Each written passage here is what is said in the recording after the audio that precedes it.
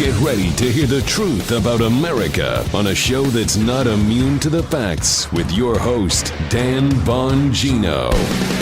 All right, many of you saw it last night, the blow-up between me and Geraldo on Fox News. I want to explain what happened and what the backstory there is, the behind the scenes, so you understand why I was so upset last night on Fox. I want to get to that.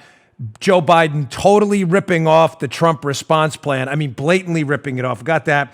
Got some Adam Schiff news, a loaded news day as usual. Today's show sponsored by ExpressVPN. Protect your online privacy today. Don't wait at expressvpn.com/Bongino. Don't wait. Welcome to the Dan Bongino Show. Producer Joe, how are you today, sir? Hey, man, it is Friday and just hanging in there, brother. Went to get some TP and stuff at the store and it's sold out. You know, it's interesting. I just noticed just the first time is showing you kind of Joe is not giving us the whole and I get it. I totally understand, Joe. So probably a good call, but I get it. Yeah. I did not coach that with Joe at all. A programming note, Joe's been working hard, Drew and Paula as well. We will have two shows today. As you can see on Apple Podcasts, many of you on our audio show, we have a show specifically dedicated to coronavirus with a medical professional who wrote a viral article about myths and misconceptions. That is up there today. It's a coronavirus interview with Dr. Centeno. It's out on Apple Podcasts. It'll be up on YouTube later today, but both shows will be released today. This is our regular show. Please listen to them both. Don't miss it. I did the interview last night. It's incredible. The doctor has some information you really need to know, debunking a lot of the myths, facts, and fiction on coronavirus. All right, let's get to it. Today's show brought to you by our buddies at LifeLock. Listen, tax season's here. It can be a big pain, but it's worth it when you open the mailbox and you see an envelope you've been waiting for that return, unless it turns out somebody's already filed your tax return. My prior line of work, we used to investigate this. Sadly, ladies and gentlemen, it happens all the time, especially with the new electronic filing. Don't have your identity stolen. During tax season, your personal info, like your name or social security number, may be emailed and shared more than usual. Criminals can steal your info from devices and go sell it on the dark web or use it to commit identity theft. It happens all too often. You need LifeLock. We use it in my house. The number one most recognized brand in identity theft protection. LifeLock monitors for use of all your personal info, alerts you to possible suspicious activity, and if you become a victim of ID theft, it'll dedicate identity restoration specialists to work for it to fix it. We get the notifications on text. They're terrific. Someone checked my credit 2 weeks ago. Boom, text right away. Now, luckily, that was legit. Sometimes it isn't. That's why you need the protection here. No one can prevent all identity theft or monitor all transactions, but having LifeLock means one less thing to stress about during this tax season. Join now, save up to 25% off your first year. That's a lot. Just go to lifelock.com/Bongino. That's lifelock.com/Bongino for 25% off. Do it today. All right, Joe, let's go. There's that dang bell. One thing we can't stop doing, though, is the bell. I think you'd agree. The bell has been a hallmark of our show, thanks to Joe's creativity for a long time, and I'm not letting that go no matter what happens. But we'll be all right. It's a constitutional republic, the greatest freedom-loving country in the history of the world. We will be okay. We're going to get through this. All right. Now, last night, for those of you who missed it, I try not to do this, but sometimes it's important. Sorry, I'm just drive-through testing up in New York. Excellent news. I'll be updating you on all this stuff. It's going to be, if I'm a little distracted, forgive me. I'm trying to watch the news and update you all because it's such a quick breaking news day.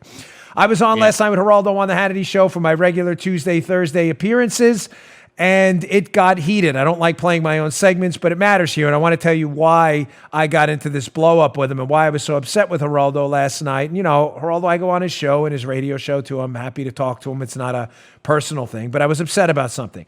For those of you who missed it, here is a portion of what happened last night where I was very upset about Geraldo bringing Trump advisor Stephen Miller into a debate about coronavirus. I'll explain to you why I was so upset about it after you watch this clip. About messaging, and that speech was written by senior advisor Stephen Miller, same guy that imposed the Muslim ban, that pregnant women knocking over each other with babies and all. You can do these things. You do them right. You do them in the American way.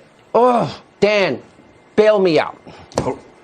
Geraldo, you realize you're repeating Chinese propaganda here. I hope you understand that. You may be smart enough to know that. No.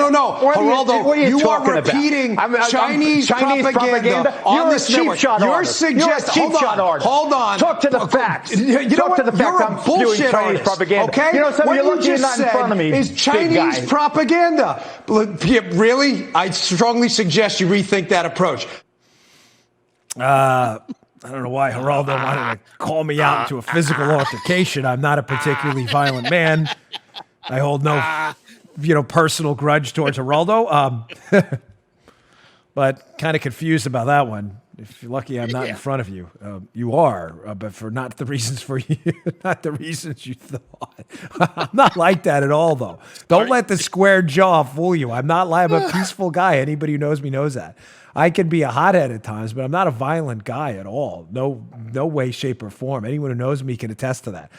Why was I so upset at Geraldo for bringing Stephen Miller into it? There's a backstory here. Earlier in the day, I had seen this tweet by Geraldo. It bothered me a lot because he is repeating Chinese propaganda, whether Geraldo knows it or not.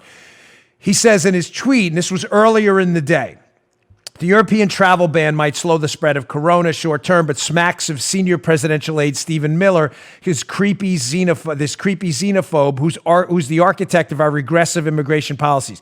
Due respect to real Donald Trump, but Joe Biden seems to have a better overview of the crisis. I mean, seriously, folks. Again, it's not personal, but this is one of the dumbest tweets I've ever seen in my life.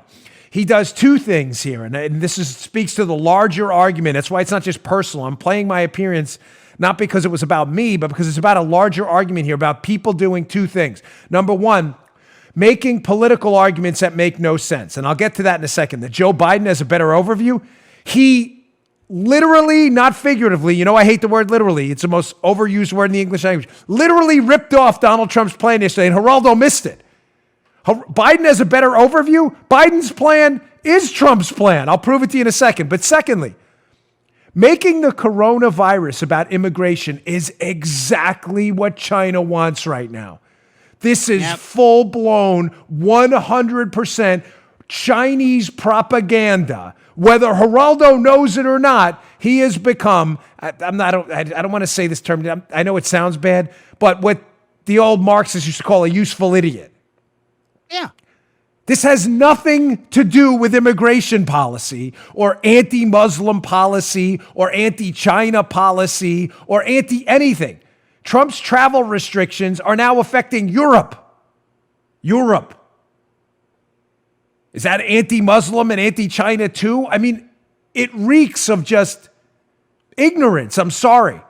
So I was going to give him a pass, but the minute he brought up Stephen Miller, that's it. I was calling him out. I'm sorry. I wasn't going to let that go out there on Fox. I wasn't going to do it. And he should know better. Immigration policy has nothing to do with what Trump is doing right now. It is strictly disease prevention and mitigation measures. Bringing in xenophobia and Stephen Miller's immigration policy. Stephen Miller's, known in the Trump administration for his approach to immigration, for being pretty hardline on it. That has nothing to do with this. That is strictly Chinese propaganda. That's why I was so upset, and I feel like I owe you an explanation on today's show. Ladies and gentlemen, I'm going to get to this Daily Signal piece in a moment, but I can't impart upon you in strong enough terms to be cautious of these two things. Do not fall prey to Chinese propaganda. We are at an inflection point right now where a totalitarian regime in China, which unleashed this plague on the world, is now desperate to use useful idiots in the media and elsewhere, useful idiots to do a look squirrel moment to make you believe their totalitarianism isn't the problem and they didn't do this, that the U.S. did it and capitalism did it too. This is right out of the USSR playbook from Chernobyl. And people unbelievably are advancing this propaganda. It is grossly irresponsible. Let me get to the other point first. I know I'm kind of going back and forth between the 2 points. Biden fleecing Trump's plan and second, Chinese propaganda. Showing you again how Geraldo's wrong. Biden's got a better overview. What? Using Trump's plan? Here's a piece of PJ Media by Matt Margolis. Please read it. In the show notes, again, bongino.com/newsletter. Go there. I'll email you these articles every day. We won't spam your inbox, but they're important for you to read. Matt Margolis, PJ Media. Joe Biden blasts Trump's coronavirus response, then plagiarizes Trump's plan. Did Geraldo miss this? There were people out there who I respect on Twitter. I don't always agree with them. They're certainly not what you would consider MAGA folks. But I respect them nonetheless. I don't do golden calf politics. I understand people have disagreements with Trump who were actually touting the Biden plan. Like, man, this guy's got a grip on it. Did you even read Biden's plan or listen to what he said? Biden's plan was Trump's plan from Matt's piece. And I'm just showing you a few of the things. Ladies and gentlemen, I'm not kidding. He ripped off Trump's plan, and now media people who weren't aware of Trump's plan or who just like Biden are congratulating Joe for stealing Trump's plan. Quote from the PJ Media piece, Matt Margolis. Joe Biden said, quote, no effort should be spared to get private labs and universities working to rapidly expand testing for coronavirus. Congratulations, Joe. President Trump did this weeks ago when he ordered the FDA to allow hundreds of private labs and academic hospitals to rapidly begin testing for coronavirus. Did you miss that? Second, Joe Biden also said that small businesses will need relief from the economic impact of the coronavirus. Congrats, Joe Biden. Trump literally called for $50 billion in liquidity to small business owners a day prior to Biden's remarks and has asked Congress for even more relief. Biden has a better overview. He stole Trump's plan. Here's another one. Biden also said insurance companies should waive copays for coronavirus testing, which is a great idea. Guess what? Trump already did that too, as well as getting commitments from providers to expand their coverage, including treatment for the coronavirus in their plans. Folks, again, I'm not here to worship golden calf politicians. The CDC testing mix-up in the beginning, which Trump and Pence fixed right away due to regulations, was a problem they fixed. I'm not here to cover for anybody. I'm simply telling you, Geraldo and other media people promoting this ridiculous, absurd Chinese propaganda they're trying to make and arguing with people that it's xenophobic, banning travel from places like China and talking about a foreign virus. It is a foreign virus, is actual Chinese propaganda. And secondly, arguing that Biden has a better overview of and grasp of the problem, despite the fact that he fleeced, in some cases, almost word for word, Trump's plan, is outrageously dumb. I want to get to in a moment. Nothing new for Joe, the plagiarist there. Yeah, I mean, seriously, I want to get to in a minute. You know? How Trump, do you have that Trump tweet too, by the way? Fire that up for me. Not yet. But I want to get to this in a minute, how Trump is finally fighting back. Folks, I got more on Biden, but this is critical. And I said this a few days ago. I don't want to get into like, hey, look at me and all the people I know and me. It's all dumb. It doesn't matter. I'm just telling you, given the audience we have, thanks to you, people reach out to us and we get information. Some of it we use when we verify it. Some of it we discard. The people who send me that information know that. Sometimes people call me about things I don't agree with. I say, thanks for the call. I'm sorry, I disagree. I don't share the calls, who they're from. It doesn't matter. Information is good if it's fact-based, and I think it's going to be reflective on what my audience needs and believes, and is true. I'm telling you with certainty that this argument about the testing kits is a Democrat talking point used only to bludgeon the Trump administration. Not that the testing was an issue and still is. It is. The reason it was, fact, period. You understand that? Mm-hmm. I am not denying or gaslighting you. The testing problem is an issue and continues. Over. That's not what I'm arguing.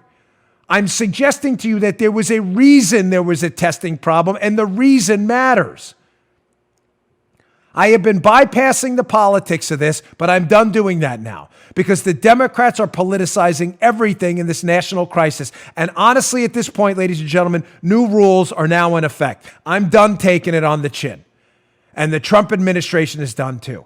Folks, the reason these private labs, state labs and other entities could not get these testing kits out in time is because of regulations promulgated under the Obama era, which stopped it, which took time for President Trump and Vice President Pence and the task force, took a little bit of time to get rid of. Geraldo clearly doesn't know that. I'm genuinely sorry you've been misled. I have been avoiding mentioning the Obama administration because I don't want to politicize a national crisis. But I'm done with this BS, and you should be too. President Trump's done with it too. He has been avoiding doing this. Here's a tweet he put out today, and good for him. I'm sorry, but it's time to take off the gloves here. If you are going to make politics a central component in a national crisis, it does us no good to sit back and listen to this crap anymore. Trump on Twitter. For decades, the CDC looked at and studied its testing system, but did nothing about it. It would always be inadequate and slow for a large-scale pandemic, but a pandemic would never happen, they hoped. This is Trump's Twitter. President Obama made changes that only further complicated things. That's true. That's a fact. These regulations stopped state labs from getting involved. The Obama response to the swine flu was a disaster, with thousands dying, and nothing meaningful was done to fix the testing problem until now. That is also a fact. The changes have been made. Fact. And testing will soon happen on a large-scale basis. The red tape has been cut and is ready to go. I'm sorry we have to do this. I mean that from the bottom of my heart. Not being coy, flippant, or silly about it. I'm really sorry I have to waste your time talking about the politics of a unquestioned national crisis right now. The severity of the problem, I think we can talk about the medical angle if you listen to our interview today. I think has been the medical angle of it has been the hyperbolic language has hurt us a lot. But there's no question right now, given the shutdown, the economic damage being done, this is very serious. Anyone ignoring that is just lying to you. But sitting here and becoming punching bags for the media and the left. I challenged some knucklehead on Twitter this morning, journalist. CDC funding has been cut. It has? I'll challenge that again later too. Totally not true. The testing's Trump's fault. Ladies and gentlemen, that is totally false. The regulations that were stopping this were Obama-era regulations that he got rid of. And again, I'm genuinely sorry we got to do this. Let me go back to before the Daily Signal article.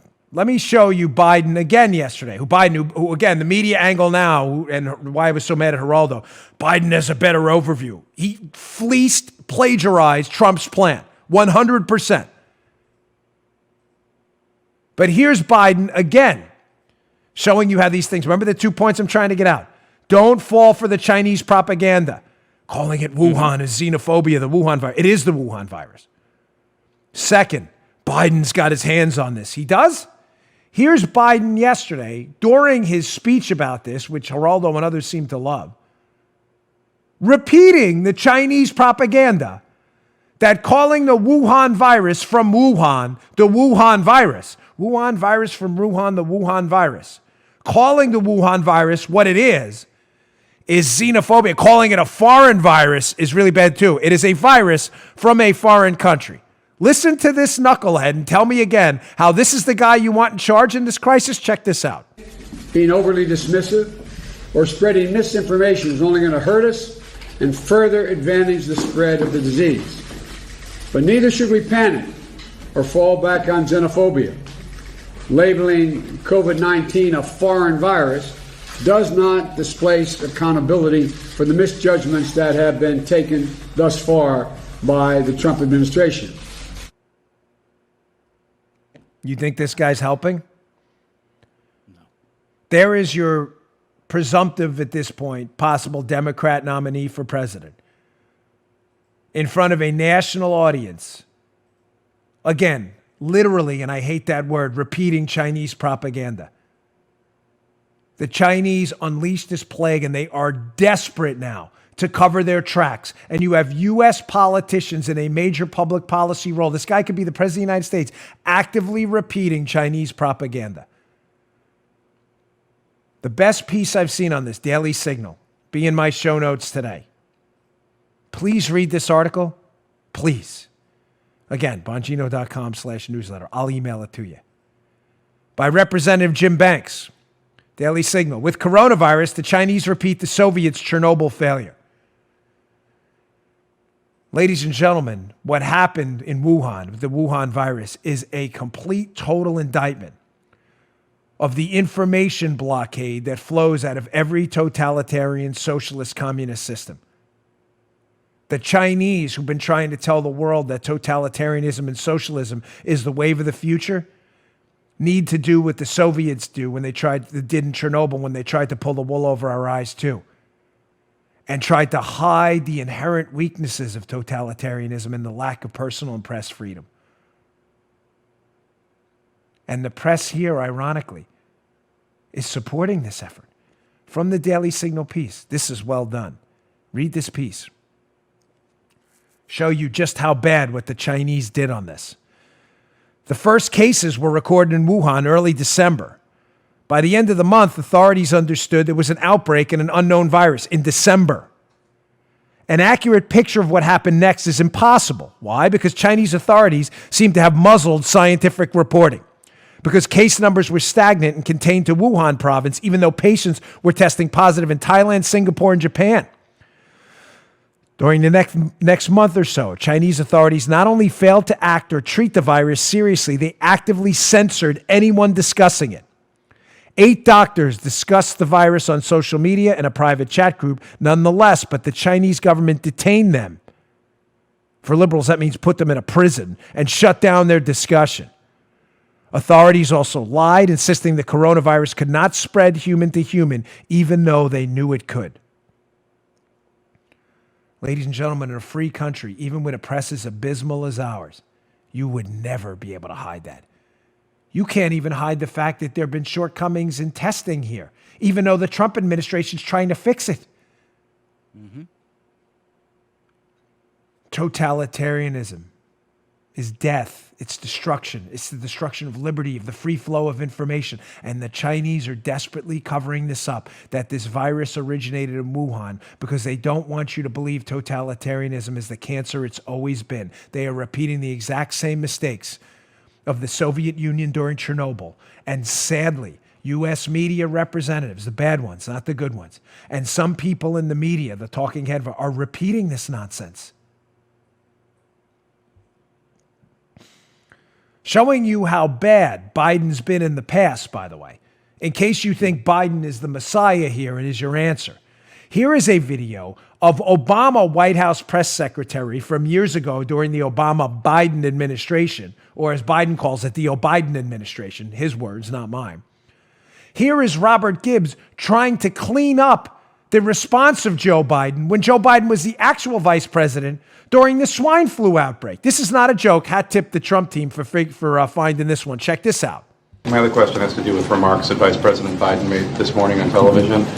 Representatives of the travel industry have accused the Vice President of coming close to fear-mongering because of his comments, and I'm wondering if you wanted to clarify or correct or apologize for the remarks that he made. I think what the Vice President meant to say was the same thing that again, many members have said in the last few days, what he said and what he meant to say. With all due respect, and I sympathize with you trying to explain the Vice President's comments, but that's not even remotely close to what he said. He was asked about if a member of his family... Jake, I understand what he said, and I'm telling you what he meant to say, which was that obviously if anybody was unduly alarmed for whatever reason, we would apologize for that, and I hope that my remarks and the remarks of the people at the CDC and Secretary Napolitano have appropriately cleared up what he meant to say. So just to be clear on this, for all the media talking heads who think Biden has a better overview or grasp of what's going on right now during the crisis. First, he fleeced Trump's plan almost at times word for word, or principle for principle at a minimum. And then when Biden was the actual vice president, with constitutional powers and authority under the EOP, Executive Office of the President, as the number 2 executive in the country, He blew it so badly during the swine flu that the press in that room, did you catch it 3/4 of the way through, Joe? Did you hear it? We're actually laughing at the White House press spokesman, Robert Gibbs, trying to clean up the mess and the panic Biden created. Folks, rewind that. You're watching on YouTube, hit the back button. Tap it a couple times. It goes back 10 seconds each time. They're actually laughing. That was Jake Tapper for questioning Robert Gibbs. They're laughing at him. But yeah, this is the guy you want in charge. You must be kidding me. Couple other quick points showing you the media nonsense going on here. Here is a CNN commentator who was supposed to be some kind of law enforcement specialist. I don't know how long she was in the FBI, but I've had back and forth with her on Twitter. She blocked me, which is probably a smart move, candidly, because her nonsense was getting so ridiculous. I was calling her out all the time.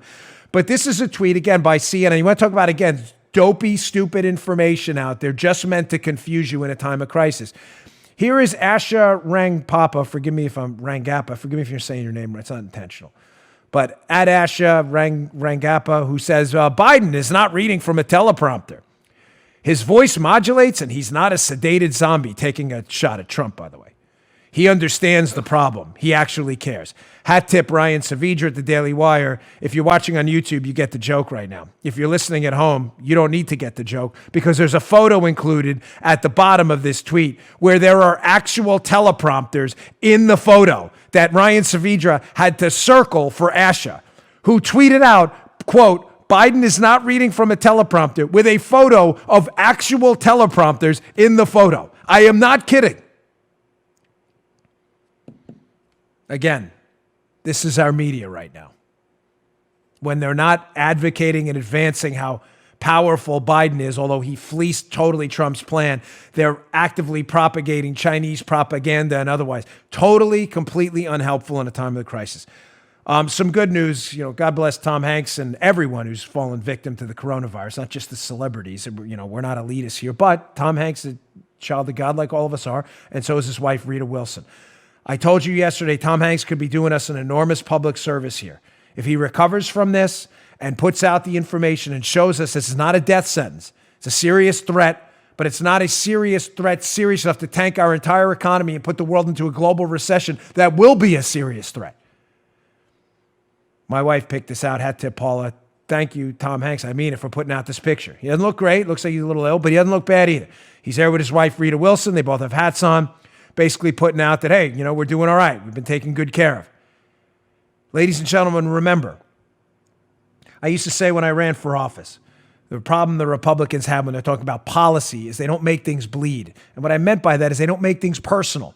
The Democrats know to use emotion. Republicans, we don't. We walk into a methadone clinic, as my friend Brian always used to say, and we want to argue about the Laffer curve. That's great, but that's not that person's problem right there. They're addicted to drugs. They don't want to talk about the Laffer curve and marginal income tax rates. I'm sorry.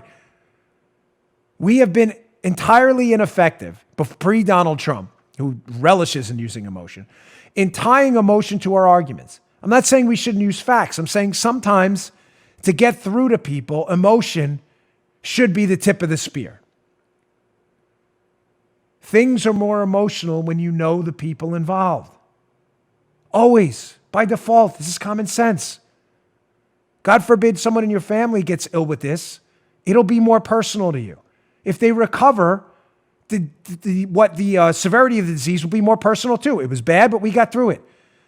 Ladies and gentlemen, that applies to celebrities and sports figures too. We feel like we know them. We've seen their movies. Gosh, I was watching Tom Hanks in Bosom Buddies 30, 40 years ago. I don't even know how long ago that was. You feel like you know him. If he recovers from this and is no worse for the wear, he will have done the nation a big service by showing everyone this is not a death sentence. All right, I got a lot more news. I'm sorry, I've been heavy on Corona, but obviously it's a big news week. All right, ladies and gentlemen, let's get to my second sponsor today. They are a sponsor. They paid for advertising, it's clear, but I specifically asked them to advertise in these last few weeks because I feel like, and always have, preparedness matters. It's not a talking point. I don't need new advertisers. We sell out almost all the time, but this is a company I love working with. Ladies and gentlemen, Patriot Supply. This week, we woke up to this really bad news. A spike in some viral cases in Italy, the market losing a dramatic portion of its value. A lot of this happened overnight. The warning signs were there since December, as I just read to you in that last thing, and then this thing exploded. Ladies and gentlemen, if we knew about emergencies, they wouldn't be emergencies. We'd mitigate them and be prepared. The thing about emergencies, they punch you in the face when you're not looking. Well, be ready. Have your hands up. How do you keep your hands up? You go to My Patriot Supply. Now, what do they provide? Emergency food and emergency items. They have been flooded with orders from listeners. They can barely keep up with the demand. But if you go today to preparewithdan.com and reserve your 2-week emergency food kit today, normally they'd ship in 2 days. We're just being candid with you. As of today, they're projecting at least 2 weeks and more. But ladies and gentlemen, right now is the best time to have it and not need it than to need it and, God forbid, not have it. Their food and meals include breakfast, lunches, and dinners. It lasts up to 25 years in storage. Prepare now. My Patriot Supply is still honoring their 45% off special and will ship as fast as they can. They're not gouging you here. Time is running out to prepare. Don't wait. Don't face the prospect of empty store shelves. They'll go, please. I'm humbly, ladies and gentlemen, if I had enough money, I'd pay for you all to do this. I don't. I'm not Bill Gates. It's already happening now. You're seeing some of these supermarkets. Preparewithdan.com. Preparewithdan.com. Go today. Reserve your emergency food supply today. We ensure everything in our lives that matters. This is the time to ensure your food supply. Hopefully you won't need it. Don't take that chance. Go to preparewithdan.com today. Thanks to Patriot Supply for being on board. All right. There's a lot of other things going on, and given that we did the special today for Corona, which I think is great, I think you're going to love with the doctor, there's some other things I don't want you to miss out on, including an excellent piece I tweeted out last night from the great Kimberly Strassel at the Wall Street Journal, which is absolutely worth your time. You may have missed this, but Adam Schiff has some splaining to do. Huh? Some splaining. Yeah. Oh, yeah. You know, listen, I'm with you. I am pissed. Can I say that, Joe? I'm sorry. I know it's a family-friendly show. Man, I'm pissed is PO'd. cool. Yeah, pissed. Okay, I'll say pissed. The glacial pace of justice. Justice seems to be dead in the country. You know, everybody who's involved in the Spygate plot, people like Adam Schiff who do whatever they want, get away with everything, and Donald Trump gets impeached on a hoax. Having said that, when things happen, even if there's small steps, we should smile a little bit. I mean, this isn't the greatest measure in the world to get some justice for what Adam Schiff has done, but it is a small step. Let's get right to it. Here's the article by Kim Strassel. Again, 100% worth your time. Adam Schiff's surveillance state. An FCC official, finally, Joe, a government bureaucrat with some cojones, some tomatoes. An FCC official calls him out for obtaining call records without judicial review. Kim Strassel from yesterday. Finally, the swamp strikes back in a good way. So here's the story. This guy, Brendan Carr, who's the FCC commissioner, Federal Communications Commission, it's like, wait. We have all these restrictions about how people can obtain phone records. It's illegal. I can't just obtain Joe Armacost's phone records. You need a subpoena.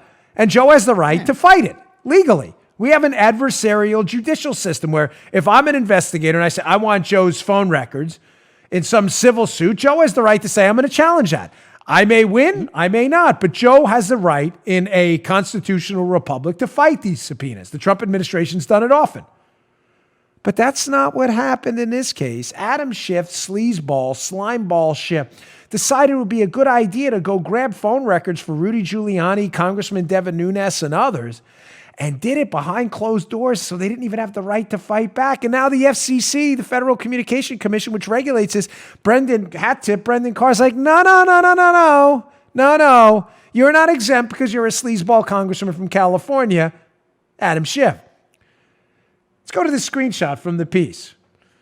Impeachment may be over, quote, but Mr. Carr, FCC commissioner, hasn't forgotten this abuse of power by Schiff. And his letter, which Kimberly Strassel got her hands on, calls for answers and reform. Good for you. The FCC takes call privacy seriously, only recently having proposed some $200 million in fines on phone carriers for failing to protect customer data. Mr. Carr's message to Schiff is that Congress doesn't get a pass on this. It's not entitled automatically to a secret and partisan process that deprives Americans of their legal right to maintain the privacy of this sensitive information. Yes. Yes. Oh, yeah. Come on. That's at least a twofer. Yeah, it's a twofer, baby. Definitely. I know you were going there, but I just wanted to make sure that's a double Muttley if there ever was one. Good for, we needed a Muttley. It's been, given everything going on, there's been a 2-week Muttley drought. Everybody needs a Muttley on a Friday. Combine that with our debunking a lot of myths about, I think today will put you at ease. Even producer Drew, who produces the video portion of the show, who's already listened to my interview with the coronavirus doctor, said, good job. It put my wife at ease a little bit. Mm-hmm. Good for you, FCC Commissioner Carr. And I hope if these phone companies just gave this stuff to Schiff without the appropriate authority, that the fines are nasty. Nasty. Oh. Oh. Nasty. Oh. Now, showing you the slimy sleazery, yeah, I made that up, of what Adam Schiff actually did to obtain the phone records of Rudy Giuliani and Congressman Devin Nunes, because he is a slime ball and a sleaze. That's what he does. Here's another screenshot from the Wall Street Journal piece. Excellent piece again. Quote, this history is what made Adam Schiff's subpoenas so devious and abusive. He issued them secretly. He didn't notify his targets, and Republican committee members were barred from telling the public what they knew about the subpoenas. Ladies and gentlemen, this is like police state stuff. Kim goes on, quote, worse, Schiff deceived one of his targets. He sent a subpoena for call records to Giuliani on September 30th and suggested Giuliani had 2 weeks to work with him, even as Schiff was already secretly demanding Giuliani's call records from a phone carrier. Oh, boy. Again, is this the most dramatic moment of justice we've seen yet for Adam Schiff? No. But folks, again, I'm as upset as you are about the glacial, sometimes non-existent pace of justice in this country. I use air quotes because justice seems to be dead. But some people are standing up and some small things are happening. Adam Schiff's not going to be able to gaff this off. You can't be a big government Democrat like Schiff and say, oh, we need government regulators like the FCC. And then when the regulations impact a devious little sleazy plot like you pulled, say, oh, well, that doesn't apply to me. He's going to have to answer those questions. And so are those phone carriers. I don't want all of this stuff to get lost in the coronavirus coverage. There's a lot going on, and we're not going to miss that on this show. Okay, more news.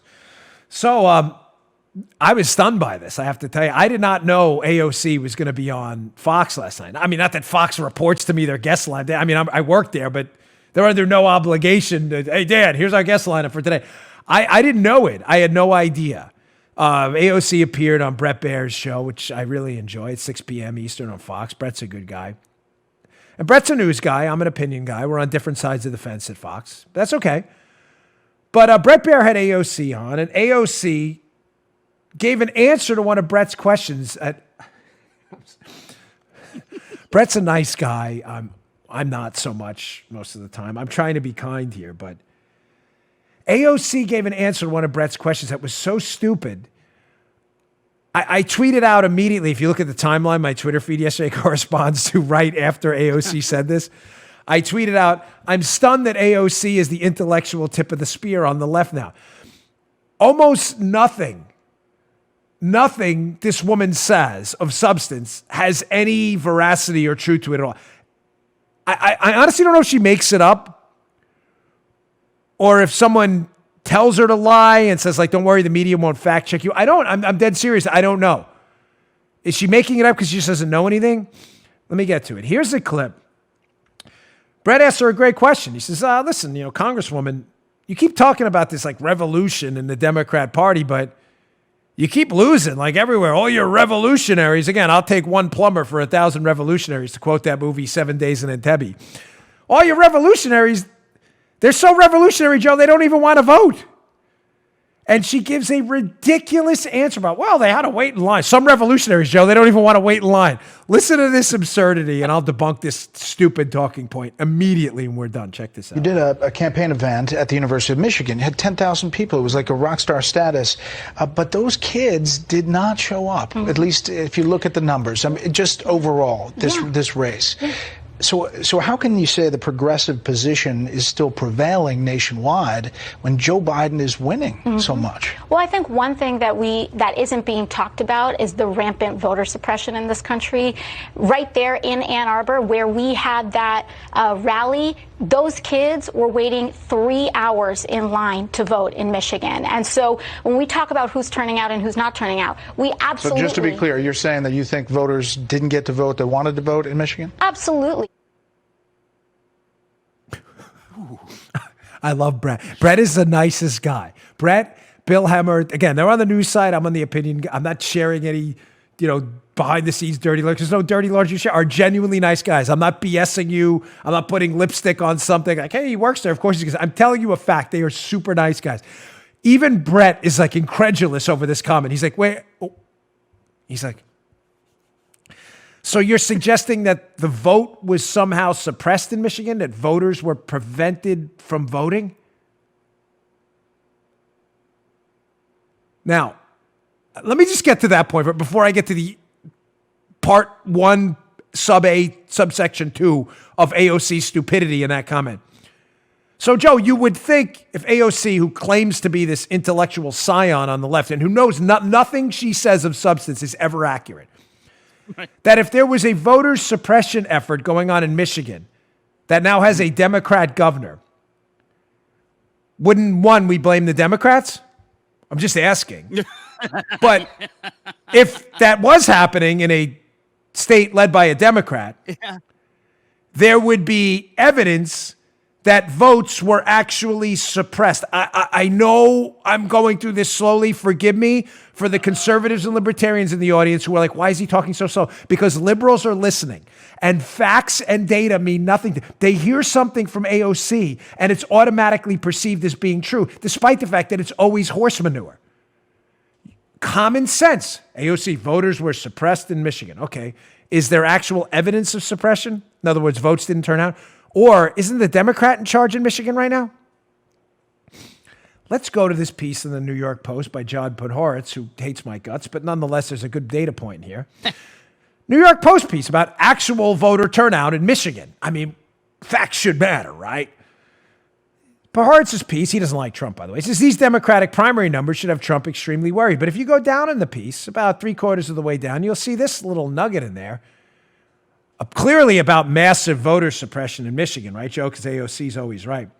No, you'd be wrong. Quote, Then on Tuesday came Michigan, where more than 1.5 million Democrats turned out in another easy Joe Biden romp over Bernie Sanders. Again, quote, that's big. In 2016, 1.1 million, 1.1 million Democrats voted in the primary? Oh, wait, come on. Hold on. Let me read that. I'm just trying to figure this out because AOC said there was a voter suppression.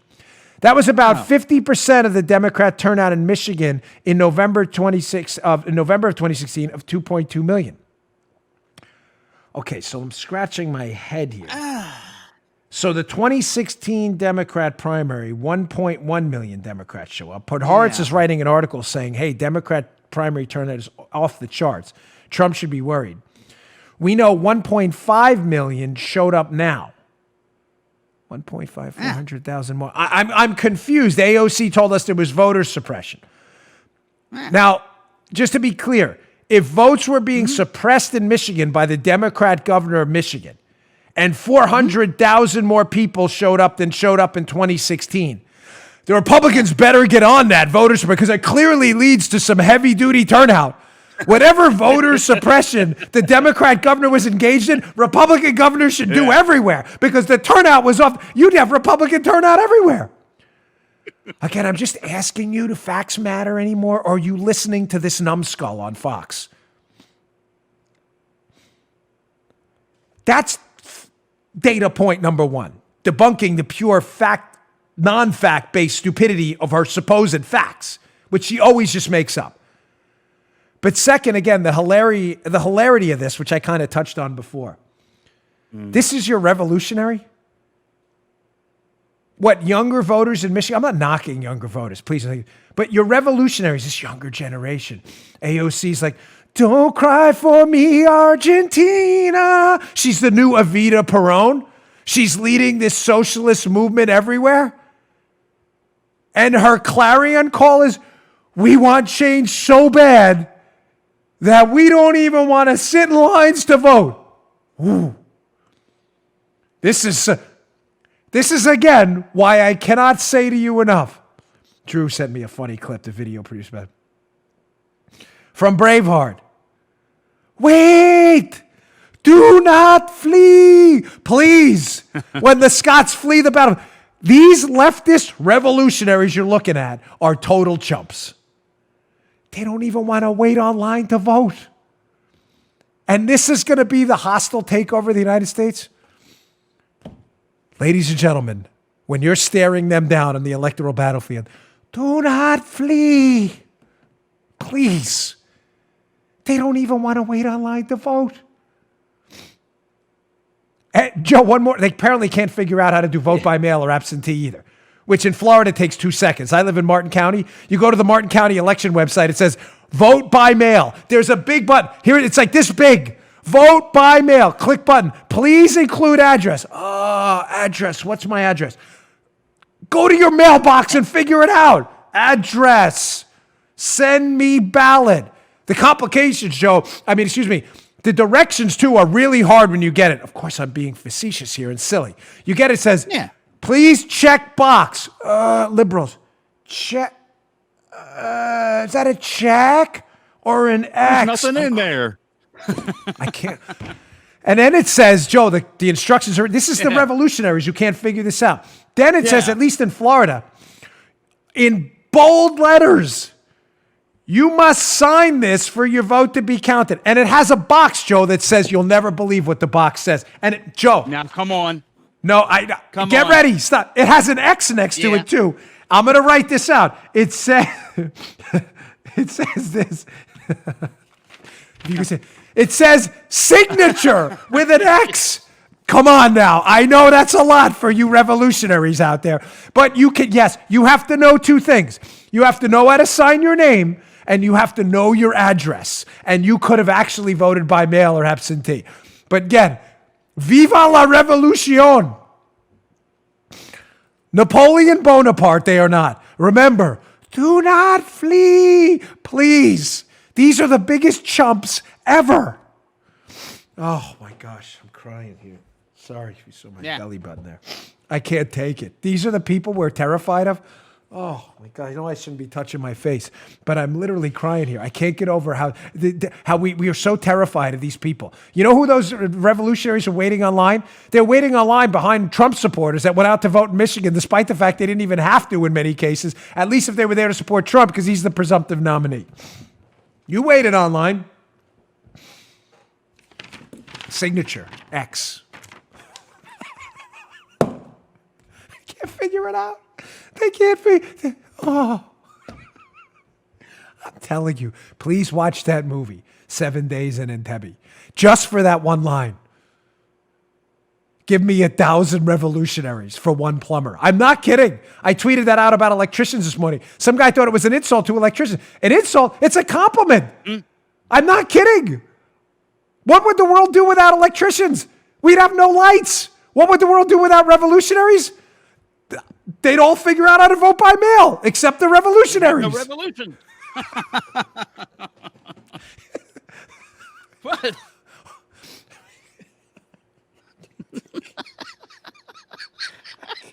I'm laughing at my own show. You should never do that. Self-praise things. We needed that. I'm sorry. It's been a rough couple weeks. Oh, we needed this so bad. All right, I do have a final sponsor, and I got more news. Don't go anywhere. I still got this legal insurrection story where, unintentionally hilarious, a New York Times reporter, Joe, is actually confused as to why Trump supporters don't...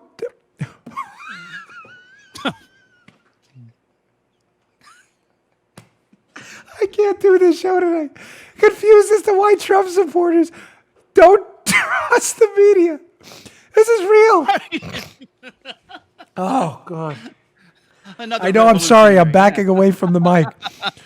By the way, Joe, just FYI, we'll keep this. You're going to have to cut that BS thing out. I actually said bull on the air. For the audio for KABC, okay. Keep that on here, but you're going to have to, for you KABC listeners, that aired on our YouTube a little differently, but for you, we'll take care of you. There's some FCC stuff we got to worry about there.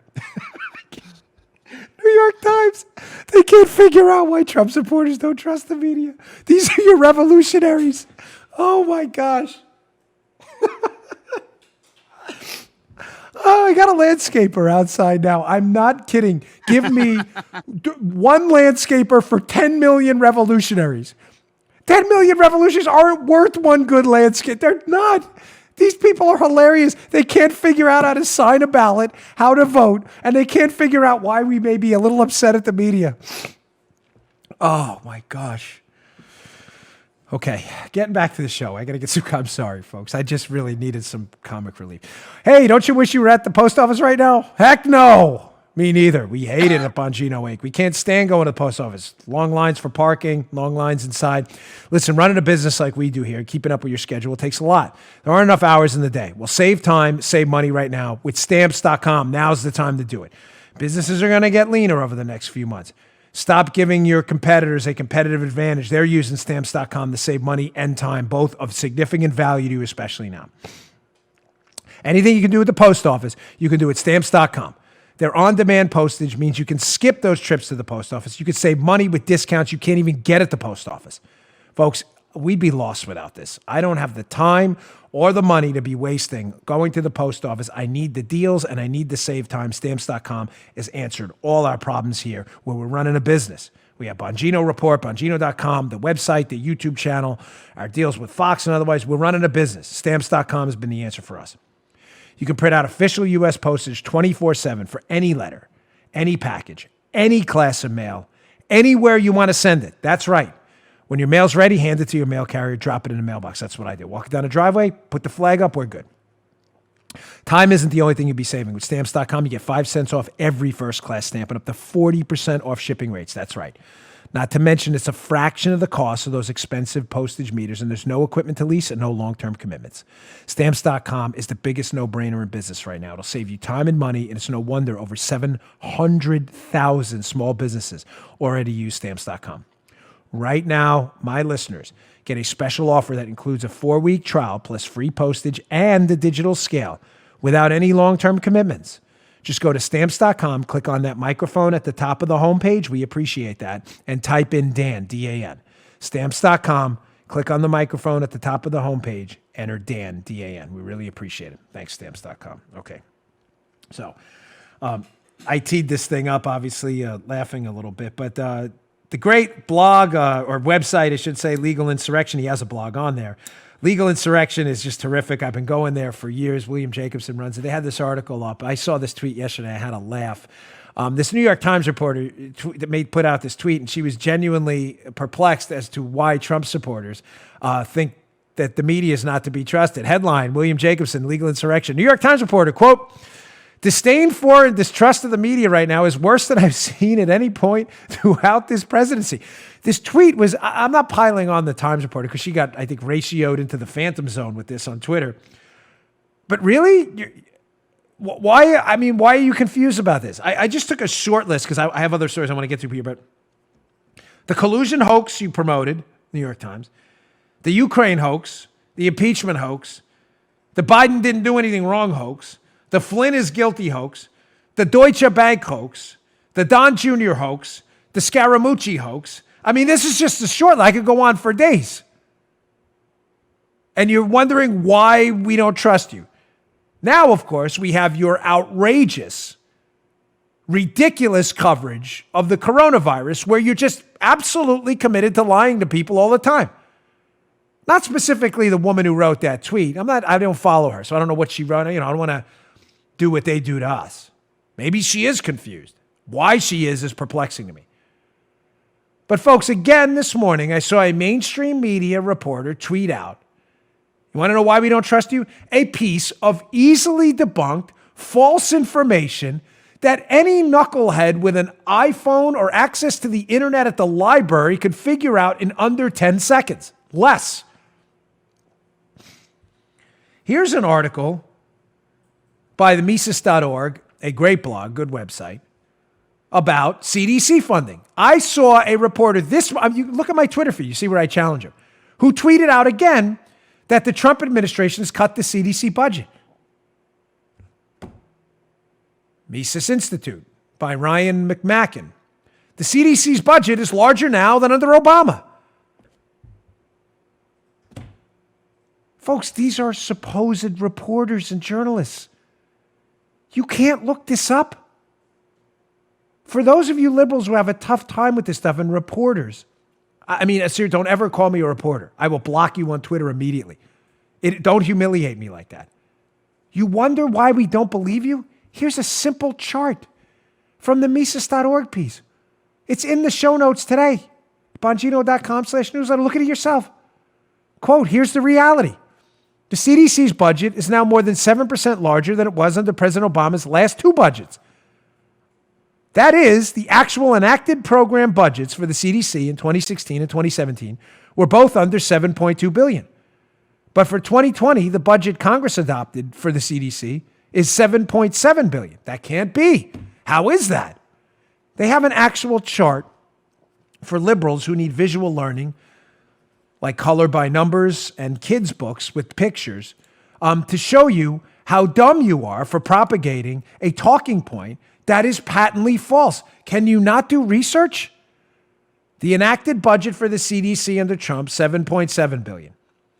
The Obama budget, $7.2 billion. Keep in mind, I'm not saying I necessarily even agree with these levels of spending. We'll see if it's needed and what it does. We may need more, we may need less. I'm simply suggesting to you again, you want to know why we don't believe you about anything? Because you lie all the time. You lie about things that we can research and debunk in seconds. This is not hard. Yet you will continue to see liberals with 72-inch thick vibranium-coated skulls and their media sycophantic acolytes continue to promote a talking point that is simply made up. It is not true. There is zero basis in fact whatsoever. Sorry, a little stuffy today. All right, last point, and we'll run. I was going to hold this for next week, but Paula brought this up, and it's a really good story. Showing you again what the Democrats and their media allies have been wasting their time with while this crisis broke out, and they continue to fillet Trump for things that the Obama administration did. There's an excellent piece in Breitbart, worth your time. Hat tip Paul on this one. I'll pick this one out. Joel Pollack, Breitbart. Democrats pushed impeachment while coronavirus spread. Folks, there's a time. I'm not going to read the whole thing, but I'll put it up on the screen if you want to look at it, youtube.com/Bongino. If you want to read the article, go to the show notes. There is a devastating timeline of the Wuhan virus outbreak and what the Democrats are doing. I'll just give you one line while this was happening. January 21st, the first person with corona arrives in the United States from China, where he'd been in Wuhan. January 23rd, what was the House doing, Joe? The House impeachment managers make their opening arguments for removing President Trump. Yeah. January 23rd, China closes off the city of Wuhan completely to stop the spread. January 30th, senators begin asking 2 days of questions on both sides in the president's impeachment trial. Ladies and gentlemen, it goes on and on. Read the article yourself. It is devastating. Yet you want to argue to me now, just to be clear, that the Democrats and Joe Biden, who while the Wuhan virus was raging throughout China, creating what has now become a national crisis, no question about that. Again, I'm not talking about the healthcare portion of it or the severity. We addressed that with the doctor today. The market has been crushed. The media has done a dreadful job. While all this was happening, what were the Democrats doing?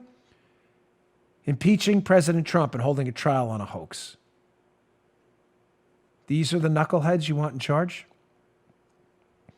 You want more evidence of how ridiculous? As a member of my family, I'm not going to say who, but reached out to me yesterday and texting me feverishly saying, when is this payroll tax cut going to happen, or a tax cut so we can get some money in our pockets? I said to him, it's probably not anytime soon, sadly, because of the Democrats. Why? Look at this Daily Caller article. It's not a joke. Exclusive at the Daily Caller. Again, up in the show notes today. Read this one. Christian Daytalk, who does great work over there. Exclusive, Daily Caller. White House officials allege Speaker Pelosi is pushing to include Hyde Amendment loophole into coronavirus stimulus plan? Wait, what? Hyde Amendment funding. You know what that is? The Hyde Amendment's a prohibition on federal funding using taxpayer dollars for abortion. What the hell does that have to do with coronavirus spending? The answer is nothing. The Democrats just never let a crisis go to waste, to quote Rahm Emanuel. And they love abortion. It's a sacrament. So they figure they'll take advantage of a national crisis in corona. Let's slip in a bill that can get some federal taxpayer money so we can terminate some more life in the womb. Yeah, that's a policy priority for us. This really happened. You want to know why you're not getting a tax cut or a payroll tax cut right now in this economic crisis we're going through? Because Nancy Pelosi wants to make sure we abort more babies with your tax money first. Not kidding, folks. That is not a joke. That is actually happening. A lot on that show, I know. Thank you for tuning in. Again, we have 2 shows today. Please listen to the other show. It's one of our interview series shows with Dr. Chris Centeno from RegenX. It is an excellent show. It's about 40 minutes of facts versus fiction on the coronavirus. We don't do a lot of politics on it. That's not what that show was designed for. Please listen to it. We put a lot of work into it, and the doctor was very generous with his time. It was an excellent interview. Also, please subscribe to our YouTube channel. We're close to 400,000 subscribers, which is really amazing. We've only been up and running for a year now. YouTube.com/Dan Bongino. Hit that subscribe button. It's free. We genuinely appreciate it. Thanks a lot, folks. God bless you. Stay safe this weekend. I'm not going to tell you to wash your hands. You already know that. That's patronizing. Everybody figures that out. But please, you matter to me. We all matter to each other. We're all children of God. Take care of each other. I really appreciate you all coming to me as a source of information. I'm trying to do my best in this crisis, too. It's hitting us pretty hard over here. We'll go into that another time. I'll see you all on Monday. Thanks. Good day, sir. You just heard The Dan Bongino Show. You can also get Dan's podcasts on iTunes or SoundCloud. And follow Dan on Twitter 24/7 @DBongino.